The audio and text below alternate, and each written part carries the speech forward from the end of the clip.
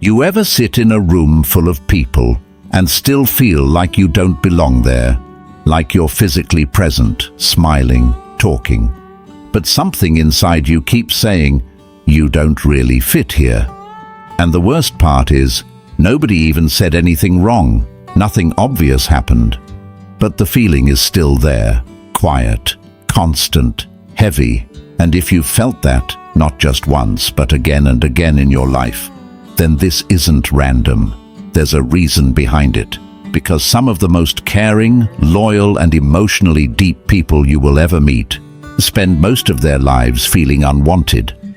Not because they are hard to love, not because they are too much, but because something happened early in their life that slowly taught their mind to see themselves that way. And once that belief settles in, it doesn't just stay in childhood, it follows you everywhere. Most people think feeling unwanted is just low confidence, like you need to be more social or think positive. But that's not what this is. This is learned. When you were a child, your brain wasn't trying to understand the world logically.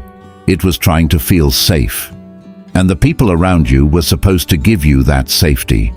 But if that safety was inconsistent, if love felt conditional, if attention came and went, your brain had to adapt. It quietly created a rule.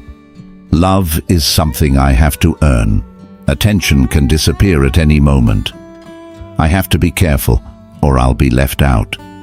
And the problem is, you didn't question that rule. You accepted it, because at that age, you don't blame the environment.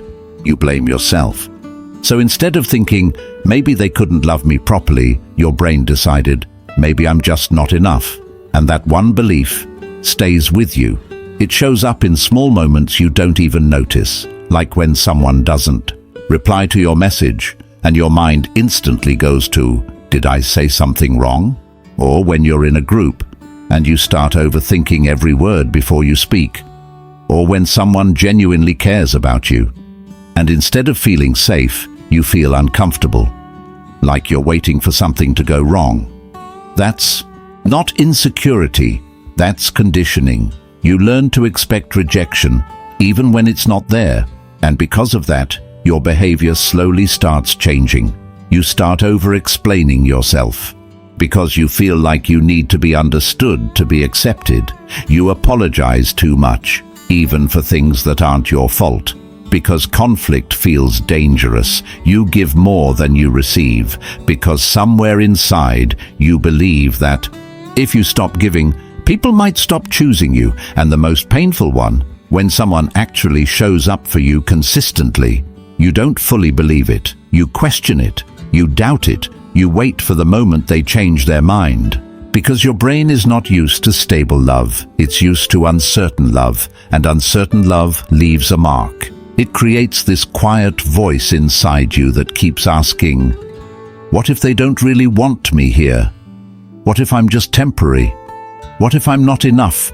Again. And here's the truth that changes everything.